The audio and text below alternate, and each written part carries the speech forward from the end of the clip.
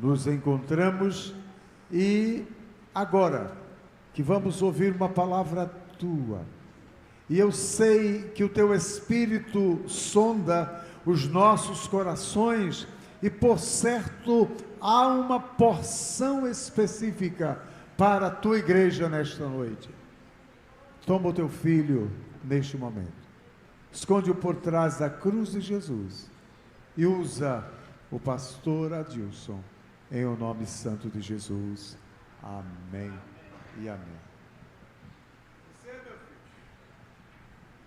Amém, queridos. Poder sentar em nome do Senhor Jesus. Louvado seja o nome do Senhor. Nada. Queridos, mais uma vez, muito obrigado. Eu quero fazer logo os agradecimentos. Possa ser que eu termine de forma tempestiva. Então, eu quero agradecer ao pastor Moisés, pastora Denise, pela hospitalidade com que nos trataram. Nós nos sentimos ali no quartinho dos profetas. Quero agradecer a recepção da igreja, do irmão Arlindo, de todos vocês.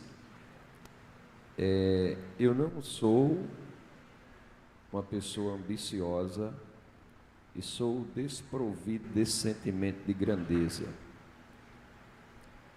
mas ter a oportunidade de ministrar aqui em Casa Amarela, eu posso dizer que o Senhor me levou longe demais. Eu estou extremamente agradecido ao Senhor. Muito obrigado pela recepção, de verdade, amém? E aí tive a oportunidade de conhecer um pastor e uma pastora hoje mais famosos do que o pastor Moisés. Eles podem até vir para cá, né, pastor? Porque eles estão escondidos aí atrás das bandeiras, né? Vai para cá, pastor, o senhor está muito escondido aí. Uma honra conhecê-lo. Nem Salomão, em toda a sua glória, ouviu umas notas daquela na guitarra ali, um efeito. Pastor Moisés, enfim, muito obrigado. Eu sei que as horas já estão avançadas. A pastora Denise disse que acaba às 21h30. Eu sou o que vou para mais longe, né? Assim que acabar o culto, nós vamos para o Rio Grande do Norte. E se porventura, se alguém se levantar e sair, não se preocupe, eu estou preparado. Eu vou entender que vocês estão gostando tanto que vão buscar mais gente para ouvir.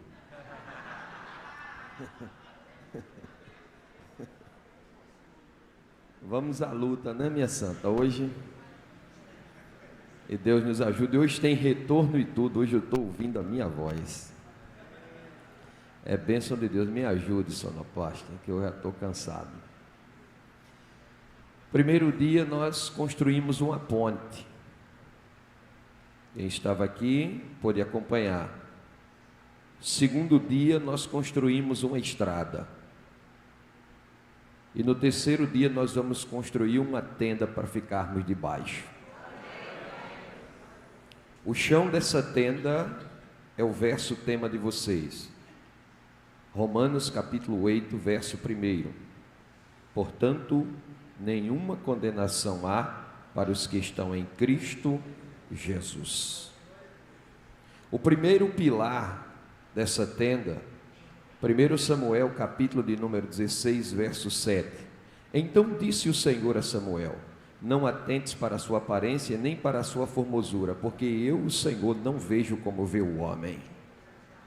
O homem olha para a aparência, mas o Senhor vê o que está no coração. Segundo pilar dessa tenda, João capítulo de número 15, verso de número 16. Não foste vós que escolhestes a mim, mas fui eu quem escolhi a vós, e vos designei para que vardes e deis frutos, a fim de que o vosso fruto permaneça, e tudo quanto pedirdes ao Pai em meu nome, Ele vos conceda. O terceiro pilar dessa tenda, Tiago capítulo de número 4, verso de número 7. Sujeitai-vos, pois, a Deus, resisti ao diabo firmemente na fé, e ele fugirá de vós. O quarto pilar dessa tenda, Romanos capítulo de número 12, verso 1. Portanto, rogo-vos que apresenteis os vossos corpos como sacrifício vivo, santo e agradável a Deus, que é o vosso culto racional. Para cobrir essa tenda, tem que ter um teto. E o teto é Hebreus, capítulo de número 13, verso de número 8. Deus é o mesmo, ontem, hoje e o será eternamente. Mas você não vai ficar debaixo dessa tenda levando a friagem do vento. Vou colocar uma lona que vai envolver toda ela. 1 Samuel, capítulo de número 7, verso de número 12. Então tomou Samuel uma pedra e a colocou entre Mispa e Sem, e a chamou Ebenezer, dizendo, 2 pontos, até aqui nos ajudou o Senhor. Amém? Vamos começar uma viagem. Hoje eu vou falar mais tranquilo, aqui o som fica assim bem agradável, e vou dar um desconto para ela, que ontem eu corri muito, não foi? 46 anos de história, e quanta história envolvida, não só nessas paredes, mas em joelhos, orações e lágrimas. Vamos fazer uma viagem, e eu sei que nessa viagem, à luz da palavra de Deus, algumas histórias que eu for relatando aqui, vai coincidir com a história de vocês.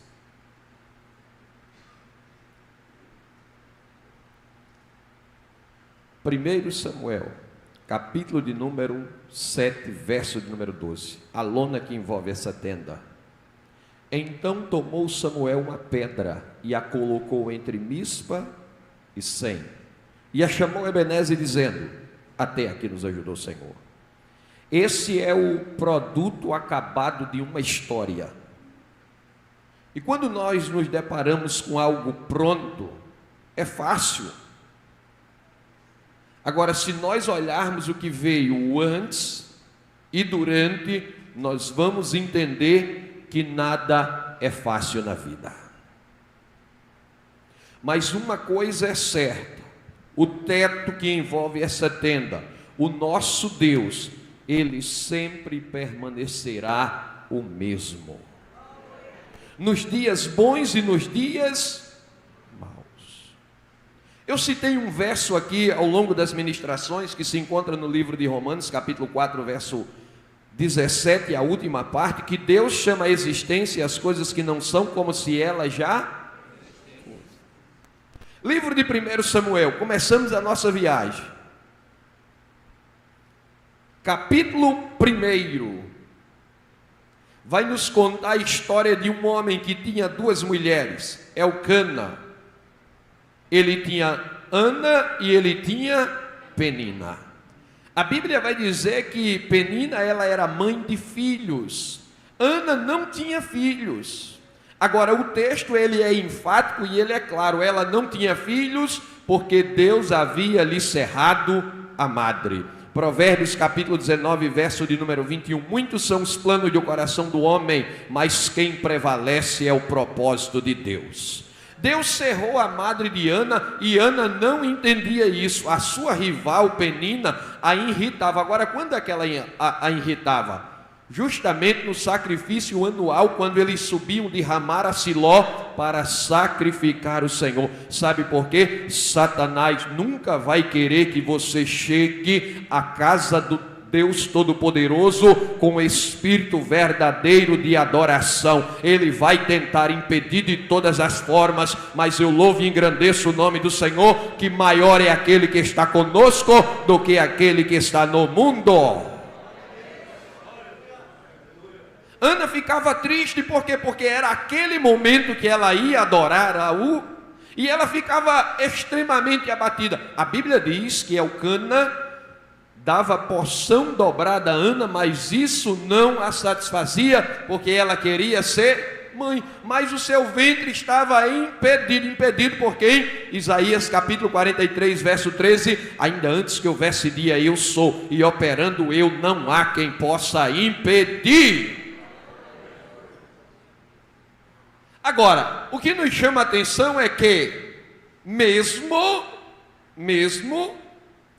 ela não podendo ter filhos, ela não deixava de subir anualmente ao sacrifício, ou seja, ela não desistia. Hebreus capítulo de número 10, verso de número 39, nós não somos daqueles que retrocedem para a perdição, mas daqueles que avançam para a conservação da alma. Ela subia, a Bíblia diz, capítulo 1, verso de número 11, que ela fez um voto ao Senhor. Aí o negócio é estreito. Ela subiu várias vezes e em uma sequência, sem falhar nenhum ano, mas ela nunca havia votado ao Senhor. E no verso de número 11 ela fez um voto, e o voto era: se o Senhor me der um filho, homem, eu o devolverei ao Senhor todos os dias da sua... Ah, meu amigo, era aquilo que Deus queria. Deus pegou ela na palavra, pá! Meu amigo, o som hoje faz até pá, pastor. Quando eu vier pregar aqui, eu quero trazer tudo de novo.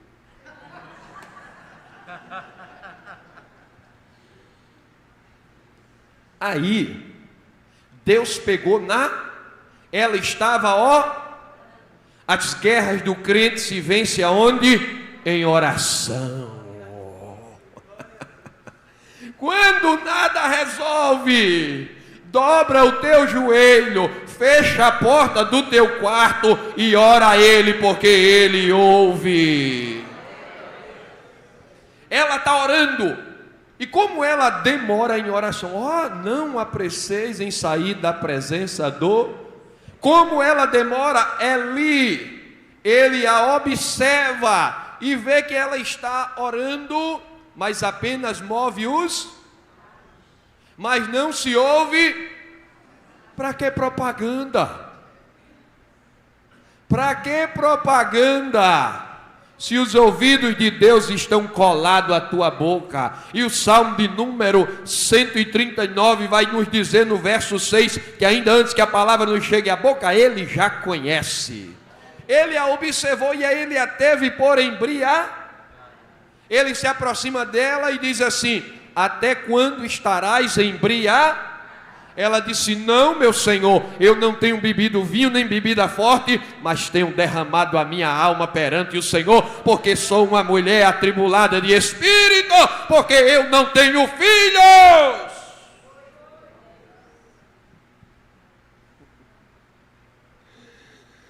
Aí ele a abençoou.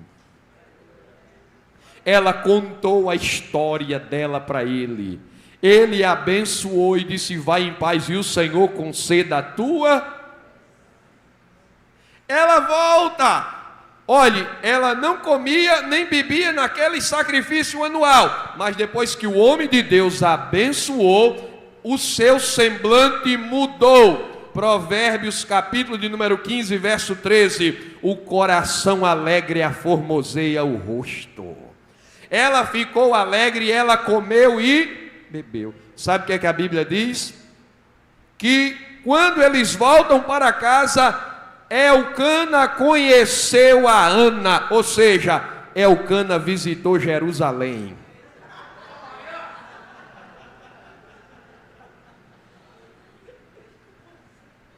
Elcana visitou Jerusalém. Sabe o que é que a Bíblia diz?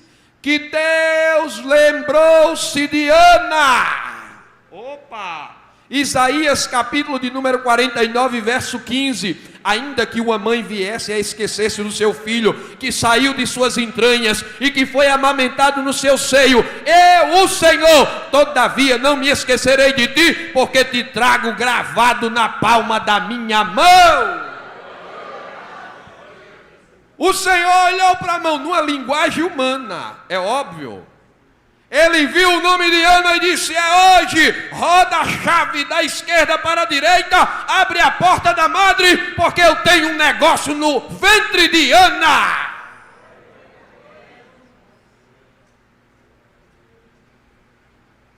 Ana, pá! ficou redondinha. Teve um filho, e o nome do menino chama-se Samuel. Procure de Gênesis a Apocalipse, que você não vai conseguir identificar um único filho de Penina por nome, mas o nome do filho de Ana é Samuel. Não importa quem está na frente, não importa quem está lá na frente na fila indiana, não importa, vai chegar a tua vez e o teu nome vai ser soprado pelo Espírito de Deus. E quando o teu nome for soprado, quem está na frente vai ter que ir lá para trás, porque Deus vela sobre a sua palavra para cumprir. Ana, ainda no capítulo 1, ela cumpre o voto.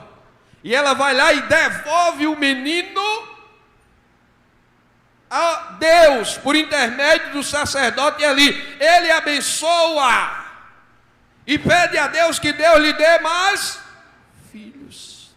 Aí Ana agora, no capítulo de número 2, do livro de 1 Samuel, ela vai fazer uma oração, do verso 1 ao verso de número 11, uma oração de gratidão ao Senhor, e até ela vai profetizar, porque ela vai dizer que Deus trovejará contra os inimigos, e isso vai se cumprir lá no capítulo número 7, nós ainda vamos chegar lá.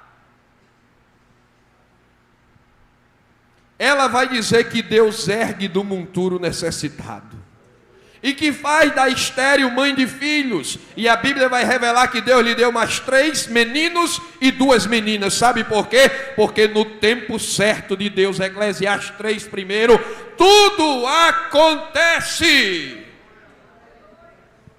e ela vai dizer que o Senhor é quem tira a vida, é o que dá a vida, Ele é quem faz todas as coisas, e até então nós não estamos entendendo nada do porquê desse sofrimento todo de Ana.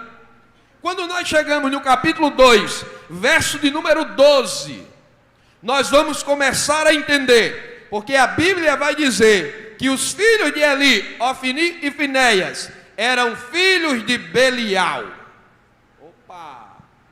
Eles eram os sacerdotes, mas eles não conheciam a Deus.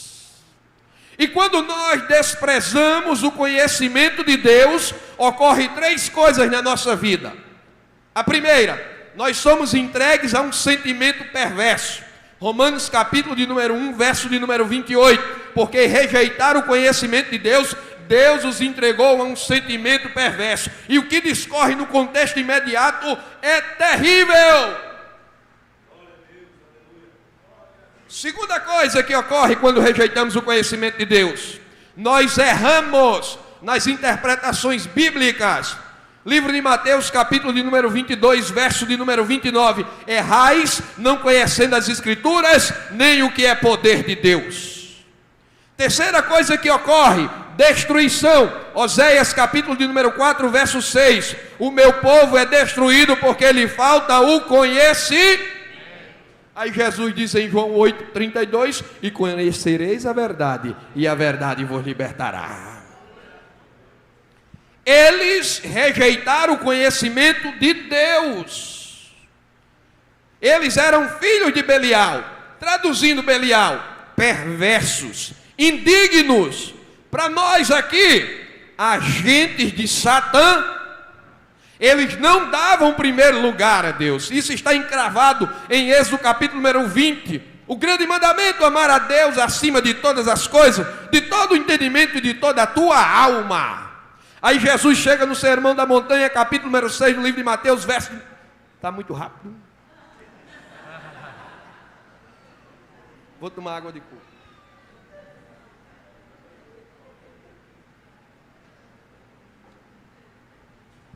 Capítulo 6, verso 33 de Mateus, ele disse assim: mas buscar em primeiro lugar o reino de Deus e a sua justiça, e as demais coisas vos serão acrescentadas. É óbvio que as coisas que ele está dizendo que vai acrescentar são as do contexto.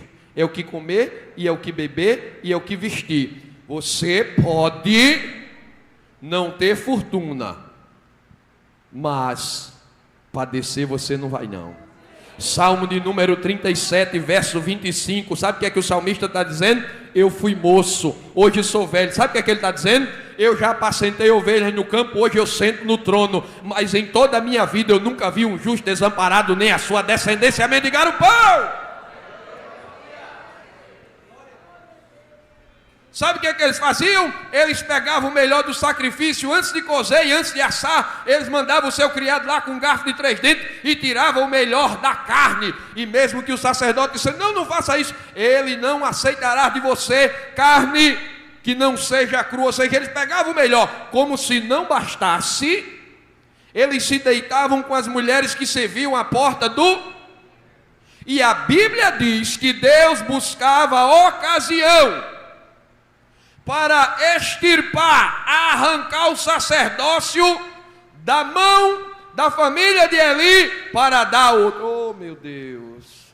Será que isso aconteceu aqui? Será que Deus arrancou o sacerdócio de alguém que presidiu isso aqui e deu a outro? Ou eu estou falando bobagem aqui essa noite?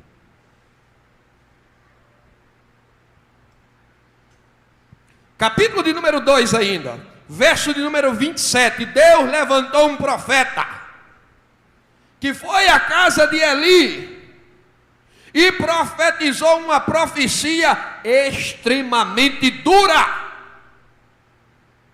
mas dura de verdade, dizendo que estava cansado e que não tolerava mais a negligência de Eli para com seus filhos, que não os corrigiu, e que Deus iria arrancar o sacerdócio da casa dele, da família dele, e que nenhum da família de Eli chegaria à terceira idade, e aquele que escapasse iria mendigar o pão ao novo que ele iria levantar. E como prova disso, Deus disse que isso vai se iniciar, os teus 2 filhos, Ofni e Finéias, morrerão no mesmo dia. Eli emudeceu e disse, o Senhor é Deus e Ele faz como lhe apraz. Ele não tinha como questionar. Não tinha. Porque operando Deus, quem é que pode impedir? Capítulo de número 3 do livro de 1 Samuel. Deus vai ter um particular com Samuel quando ele ainda é uma criança. Já tarde da noite, antes que a lâmpada apagasse, o Senhor bradou e disse, Samuel. Samuel prontamente correu e foi lá onde estava Eli e disse assim, o Senhor me chamou. Eli disse, não te chamei, volta a deitar-te. Segunda vez, a voz bradou e disse, Samuel. Samuel correu lá onde Eli estava e disse assim, tu me chamaste, meu senhor? Ele disse, não te chamei, volta a deitar-te. Terceira vez, Samuel. Samuel correu lá e disse, tu me chamaste? Aí Eli, até eu, meu irmão, ia saber que era Deus. Terceira vez, aí Eli disse assim, é o Senhor. Se voltar a te chamar, você vai dizer assim, fala, Senhor, que o teu servo ouve. Eu amo o Senhor, porque aquele que vai a Ele, de maneira alguma Ele lança fora. Ele não desiste de nós. Eu imagino que Samuel nem deitou agora. Ele fica na cabeceira da cama e a voz ecoa novamente, Samuel. Ele disse, fala, Senhor, que o teu servinho ouve. Aí o Senhor revelou tudo que tinha para Israel a uma criança. É dele. Ele dá quem quer, Ele faz como quer.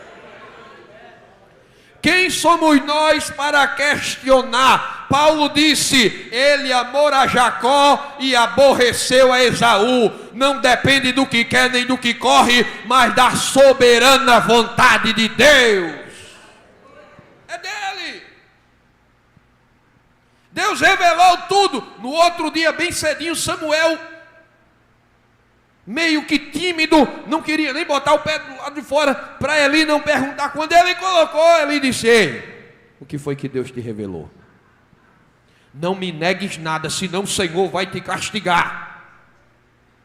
Aí, Samuel contou tudo. Era o mesmo teor do profeta do capítulo 2, verso de número 27 em diante. Ele disse: o Senhor é Deus, faça como lhe apraz. Tudo tem um tempo determinado. Chegamos ao capítulo de número 4. Israel vai à guerra contra os filisteus. E a fama de Israel era uma só: não perdia batalhas. Com exceção da batalha em Ai, nós não temos notícias de Israel perdendo, porque o Todo-Poderoso está ao lado de Israel. Eles vão à guerra contra os filisteus, e no primeiro embate, Israel perde 4.000 soldados. Aí alguém disse assim: perdemos a batalha porque a arca da aliança não está conosco. Manda buscar a arca. A arca vem e é introduzida no arraial de Israel. Quem é que vem à frente da arca? Ofni e Finéias. Quem era Ofni e Finéias? Filhos de Beli, agentes de Satã. Você está entendendo? Aquilo que cobre a nossa tenda, Deus não mudou. Quando dá errado, não é culpa de Deus, é nossa culpa. Porque se Deus falou contigo e mandou você ir para o rio, Ele se responsabilizou. Ele não cumpriu, mas se você tivesse recuado da presença do Senhor, Ele tinha obrigação de cumprir para com você. Mas como você permaneceu, Jeremias capítulo 1, verso 12, Ele vela para cumprir com a sua palavra. E Deus está mandando te dizer hoje: ainda tem muito mais por vir. O melhor vinho ainda está por vir. Você ainda não viveu o apogeu, o auge da sua carreira. Deus vai te levar muito mais longe.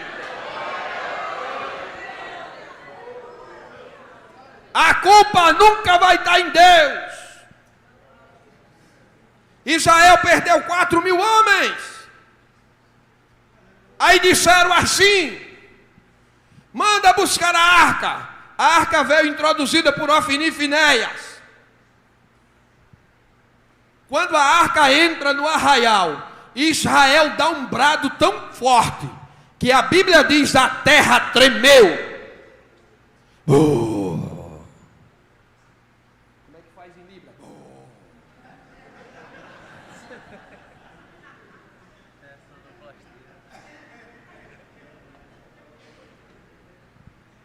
A terra treme. O exército filisteu tem medo. Eles ficam assim, ó. Precisa o chefe deles dizer: homens, tende bom ânimo, lutai varonilmente, porque se nós perdermos, nós vamos servi-los. Aí há o embate. Eles agora estão com a arca. Mas o que é que ocorre? Agora Israel perde 30.000 homens. Você está entendendo que longe da presença de Deus, um abismo chama outro abismo, uma derrota chama outra derrota. Agora com Deus você triunfa de glória em glória, você vence de glória em glória. Israel perdeu 30.000 homens. Como se não bastasse matar o Ofni e Finéias. Como se não bastasse, tomaram a arca da aliança, subjugaram Israel. Um homem, um soldado da tribo de Benjamim, quando vê essa desgraça, ele sai das fileiras do exército e ele vai correndo. Deixa eu vir aqui para a câmera pegar que eu estou correndo. Ele chega num dia, pastor Moisés. Pastor, quando der a hora pode dizer, viu? Eu ainda estou no capítulo 4, eu vou chegar no 7.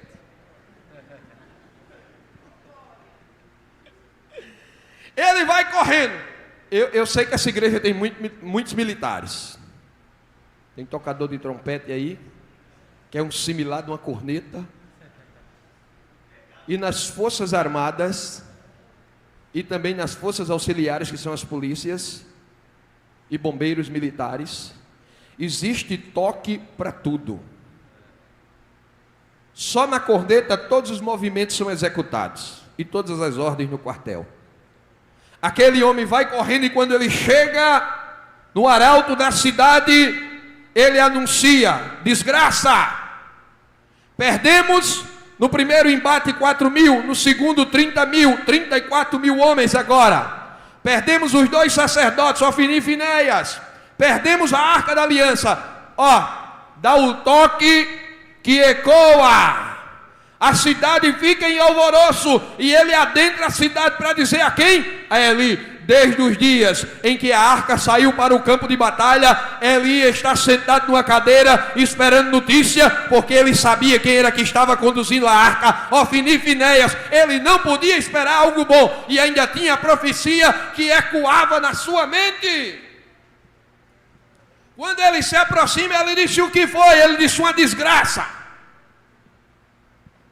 Ele diz: perdemos 34.000 homens. Eli está ouvindo. E o que mais? Aí ele diz: perdemos os teus 2 filhos, Ofni e Finéias.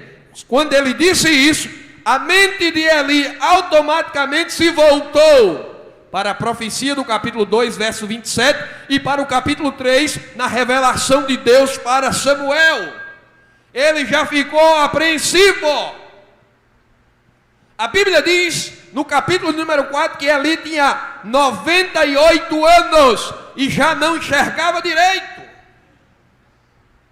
Quando aquele soldado disse assim: e tomaram a arca da aliança, ele caiu para trás, bateu a cabeça e morreu.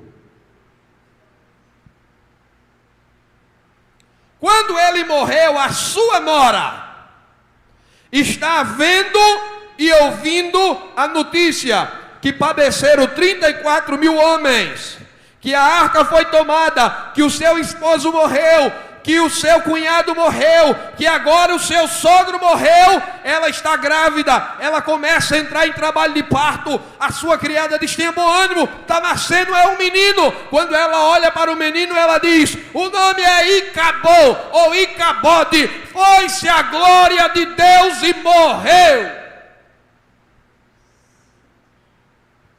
Será que eu estou falando bobagem?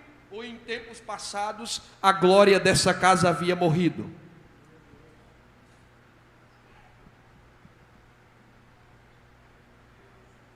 Acabou-se. Levaram aquilo que representava a glória. Diferentemente de hoje, o Espírito Santo está em você, está em você, está em mim, está em você, está em você, está nessa igreja, está lá no Rio Grande do Norte, está no Rio de Janeiro, está em São Paulo, no Japão, na China, onde tiver 2 ou 3, Ele está presente até a consumação dos séculos. Mas lá, a presença do Senhor só estava na casa que Ele estabeleceu para habitar.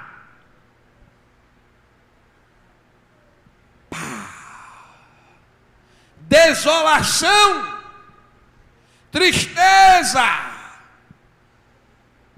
sem ânimo. Quem tinha Deus, como o pastor Moisés e outros, que passaram 5 anos por essa calçada, andando e orando: Pai, não tem mais a presença nesse lugar. Restitui. A arca passou 7 meses em terra dos filisteus. Capítulo de número 5 do livro de 1 Samuel. A arca é conduzida. E quando a arca é conduzida, ela é colocada dentro do templo de Dagom, que era o deus dos filisteus. Dagon é um derivado de Baal. Baal é uma representação de Satanás. Eles estão passando uma informação, porque era comum nos embates, quando se conquistava o elemento que simbolizava o Deus do exército rival, se levava para dentro do templo do exército vencedor e colocava aos pés daquilo que representava o seu Deus. Eles estavam dizendo assim: nós conquistamos Israel e subjugamos o Deus deles. Aí é duro. Você pode até me derrotar, agora derrotar o meu Deus jamais. Ele não conhece derrota.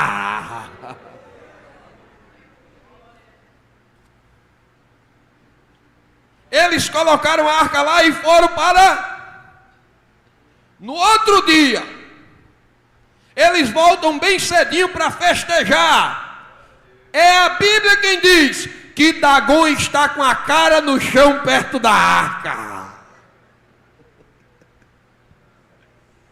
Aí eles ficam assustados, como se não bastasse. Começa a haver mortes. Começa a haver úlceras, pragas de rato. Deus está desassolando e causando um extermínio grande na terra dos filisteus. Eles arrumam a estátua de Dagon e colocam lá em pé. Se eu for imaginar um pouco, e se fosse nos dias de hoje, eles iriam usar Aldite, cola tudo, Superbond, cimento. Dagon ficou meio troncho, ele ficou de pé. Eles disseram: amanhã nós vamos adorar, porque hoje não dá mais. A gente passou o dia todo remendando esse cabra. Fecharam as portas e foram para casa. No outro dia, quando eles voltaram, Dagon estava com as mãos cortadas, a cabeça cortada e os pés cortados, estava só o tronco deitado perante a arca. Aí ele disse: esse negócio não é normal não. Tinha 5 cidades principais dos filisteus. Eles mandaram para a segunda: tome morte e tome praga. A segunda não aguentou, mandou para a terceira: tome morte e tome praga. Aí eles disseram: não vamos mandar para a quarta nem para a quinta não, senão a gente se acaba. O que é que a gente vai fazer com esse negócio? Aí nós entramos no capítulo de número 6. Eles disseram assim: nós temos que devolver a arca. Deixa eu liberar uma palavra profética para você. O que Deus preparou para você não serve para mais ninguém. Pode andar, pode perambular, mas vai ter que voltar. Eles disseram: nós vamos ter que devolver. Juntaram os governantes, os sacerdotes deles e disseram assim: o que é que a gente tem que fazer? Não, nós temos que devolver. Aí alguém disse assim: mas nós não podemos devolver a arca vazia. Nós temos que dar uma oferta pela expiação, pela culpa de termos trazido aqui. Aí alguém disse: vamos fazer o quê? Vamos fazer representando as 5 cidades principais dos filisteus: 5 tumores de ouro e 5 ratos de ouro. Vamos pegar um bosque, vamos cortar árvores, vamos fazer uma carroça, vamos pegar 2 vacas de cria, vamos colocar nessa carroça, vamos colocar a arca dentro, a oferta, vamos prender os bezerros. E se elas forem puxando a carroça com a arca pelo caminho de Bet-Semes, tudo isso nos aconteceu por conta da mão de Deus. Mas se elas não forem para Bet-Sem, isso nos sobreveio por acaso. Qualquer pessoa aqui sabe que se você pegar uma vaca de cria e prender o bezerro no estábulo, ela não vai sair de perto. Agora a Bíblia é mais enfática, diz que foram 2 vacas que nunca levaram jugo no pescoço. Ou seja, elas nunca levaram carroça. Elas não estavam acostumadas com isso. Mas prenderam os bezerros, colocaram o jugo, a carroça, a arca e soltaram. E a Bíblia diz que elas foram mugindo, mas em direção a Bet-Sem. E eles acompanhando de longe para ver o que é que ia acontecer. E elas mugindo e indo para Bet-Sem. Sabe o que é? Deus vai trazer de volta contra a vontade, contra todos os prognósticos, mas vai vir, pode vir reclamando, pode vir gritando, pode vir se esperneando, mas a ordem foi. Tem mais aquele pique, já não visita Jerusalém todo dia.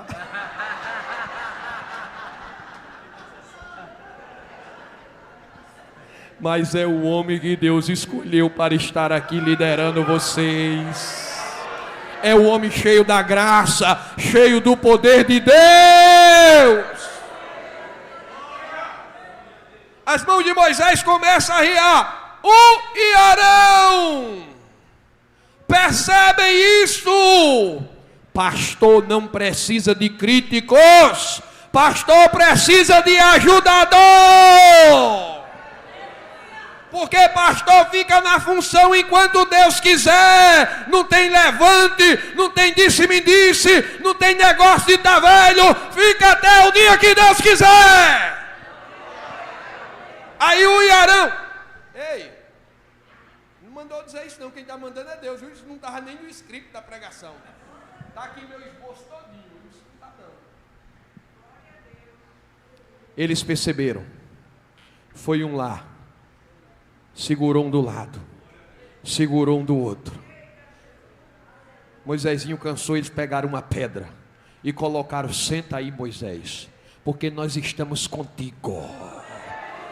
A peleja não é só sua, é nossa. Esse pastor aqui precisa que vocês segurem as mãos dele e não deixe desfalecer de manhã, de tarde e de noite. Apresente ele nas mãos do Senhor, porque se ele vencer, Casa Amarela vence junto. Obrigado, meu pastor. Israel está unido agora, porque houve a pregação, a exortação daquele que Deus chamou lá no ventre de Ana. Ele congrega, ele se junta. E sabe o que é que agora? O que é que acontece? Os filisteus, eles dizem assim: vamos invadir Israel. Porque eles reconhecem que Israel só perdeu 2 batalhas no capítulo 4, porque estavam longe de Deus. Agora eles estão unidos e estão com Deus. Aí não é Israel que vai invadir, agora é os filisteus que vão invadir. Aí Israel está assim, ó, tremendo. Sabe por quê? Quem é que vem de 2 derrotas e está convicto para a 3ª batalha? Eles estão com trauma.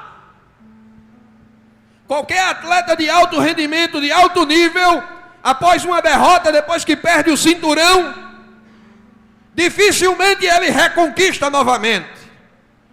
Mas agora a confiança deles não está em carro nem em cavalos.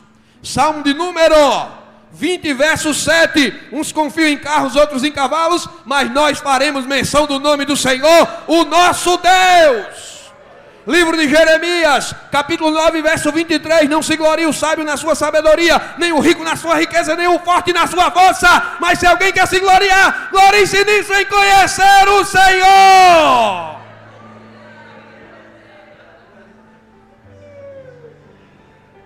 Glória! Água de coco, santo. Se não trabalha com a garganta, não tem direito a água de coco.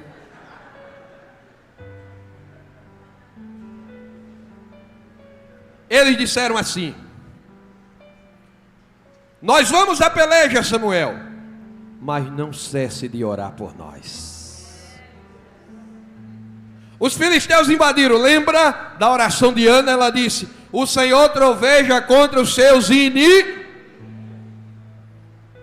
Queridos, aquela peleja era impossível de Israel vencer. O contexto remoto dessa passagem vai nos dizer que os filisteus eles já dominavam a arte de manipular o metal. As armas dos israelitas, na sua maioria, salvo da realeza, era de paus. Isso fica claro no embate entre Davi e Golias, capítulo 17, verso 42, 43, 44 e 45. Quando o gigante filisteus vê Davi, ele o menospreza. Ele vai dizer assim: sou eu porventura algum cão, para tu vires a mim com paus e pedras? E ele amaldiçoou Davi, porque tinha armas superiores, era maior, era grandão. Só que quando ele amaldiçoa Davi, Davi diz assim, nas entrelinhas: é agora, pá! Sabe por quê? Livro de Gênesis, capítulo número 13, verso de número 3. Davi era descendência de Abraão, e a promessa de Deus para Abraão é: eu abençoarei os que te abençoarem, e amaldiçoarei os que te amaldiçoarem. Ou seja, quando ele amaldiçoou Davi, Davi disse: é meu. Verso de número 45 do capítulo 17 do livro de 2 Samuel. Disse o Senhor, ou disse Davi: tu vens a mim com lança, com escudo e com espada. Olha a diferença. Mas eu vou a ti em nome do Senhor dos Exércitos, o Deus a quem tens afronta. O que é que Davi tem no alfoge?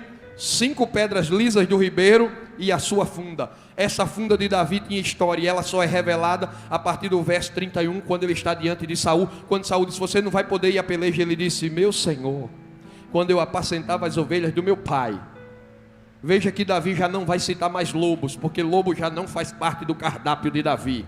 Ele vai dizer assim: quando vinha um leão ou um urso e arrebatava uma das ovelhas, eu o enfrentava, eu o matava, eu feria, eu tomava a ovelha. Assim como Deus me livrou da boca do leão e do urso, me livrará da mão desse incircunciso filisteu. Tu vens a mim com lança, com escudo e com espada, mas eu vou a ti em nome do Senhor dos Exércitos, o Deus a quem tens afrontado. Pá! A Bíblia diz, no capítulo de número 7, que Deus trovejou contra os filisteus, deixou-os desnorteados. Israel se levantou e matou todos ao fio da espada, e foi vencedor. Aí chegamos ao verso que envolve a nossa tenda, para encerrar. Capítulo de número 7, verso de número 12. Então tomou Samuel uma pedra e a colocou entre Mispa e Sem, e a chamou Ebenezer, dizendo: até aqui nos ajudou o Senhor. Essa pedra é um memorial. De Gênesis a Apocalipse nós temos vários memoriais. A Santa Ceia mesmo é um memorial. Toda vida que nós participamos, nos reportamos para a volta do Senhor. Lembramos do seu sacrifício, da sua ressurreição e da sua promessa que ele voltará. Quando você tem uma fotografia em casa, faz tempo que você não lembra daquele acontecimento, mas quando você olha a fotografia, ele pega aquela pedra, coloca entre Mispa e Sem, no local da batalha, e diz assim: o nome dessa pedra é Ebenezer. Ebenezer não significa até aqui nos ajudou o Senhor. A palavra Ebenezer é a junção de duas palavras hebraicas, Even e Hassem. Even, pedra, Hassem, apoio ou ajuda. Ele está dizendo assim: o nome dessa pedra é pedra de ajuda, pedra de apoio. Sabe o que é que Samuel está dizendo? Vocês só venceram essa peleja porque Deus foi com vocês. Essa igreja só completou 46 anos, vai completar 50 e 60, se assim o Senhor não voltar, porque o Senhor tem sido a pedra de apoio dessa igreja. Portanto, até aqui nos ajudou o Senhor, e eu agradeço a oportunidade em nome do Senhor Jesus.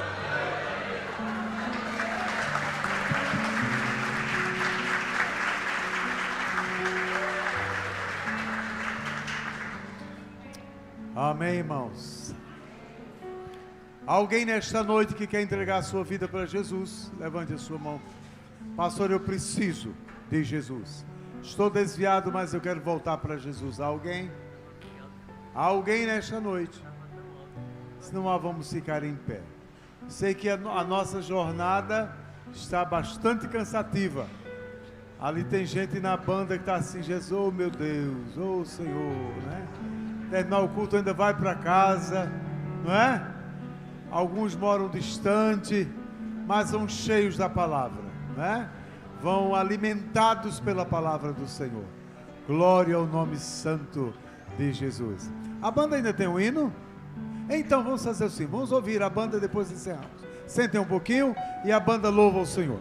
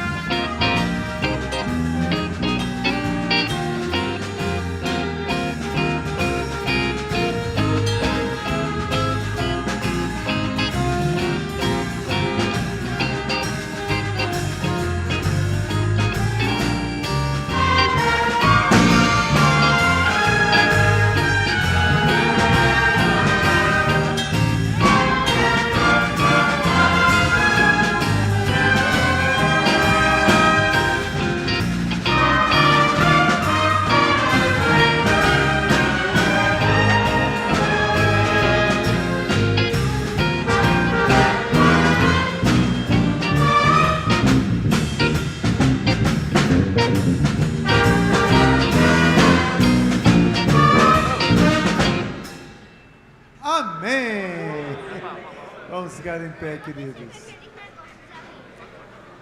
Os irmãos que estão do outro lado da telinha, não é? Acompanhando também o culto. Deus os abençoe. Nossa gratidão a todos os irmãos, em particular ao Isaac Ramos e esposa, que estiveram conosco nesta noite, abrilhantando esta segunda-feira, início de mais uma semana, né, de pregações e louvor a Deus. Amanhã, se o Senhor permitir, estaremos aqui novamente. Venha e traga mais um, meu irmão. Convide seu José, Dona Maria, Dona Joaquina, Dona Felismina, todo mundo, o homem que vende carne, o homem que vende verdura, o homem que vende pão, traga para cá para ouvir a palavra de Deus. Nossa gratidão ao nosso pregador, não é? Que já está amado pela nossa igreja. Já estou com raiva, estou com ciúme já, mas a gente tem muita alegria em recebê-lo. E os irmãos acham que eu devo convidar de novo, pastor Adilson, para vir? É mesmo? É mesmo, irmão? Isso é de com força mesmo? Amém. Agora tem gente que eu não vou convidar, viu, Adilson? Mas o pastor Adilson... vocês dois, é? Tá certo. Agora eu já sei, quando eu convidar vocês, eu vou fazer a campanha do quilo. Nossa gratidão à nossa querida intérprete de Libras, que está aí treinando os seus alunos, ao grupo de Libras que cantou aqui, fez muito bem, estava observando, não é? Muito bom, muito bonito, Deus abençoe. Eu espero que o Ministério do Silêncio aqui na igreja cresça na bênção do Senhor, porque há muitas almas por aí para serem alcançadas. Amém. Senhor, leva-nos em paz para os nossos lares, debaixo da tua preciosa mão. Guarda-nos, Senhor, no percurso até os lares dos teus filhos.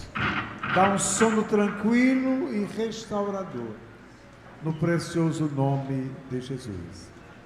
Que o amor de Deus, nosso Pai, que a graça de nosso Senhor e Salvador Jesus Cristo, a comunhão e as consolações e o poder do Espírito Santo de Deus sejam sobre todos nós e sobre toda Israel de Deus na terra, desde agora e para todo o sempre.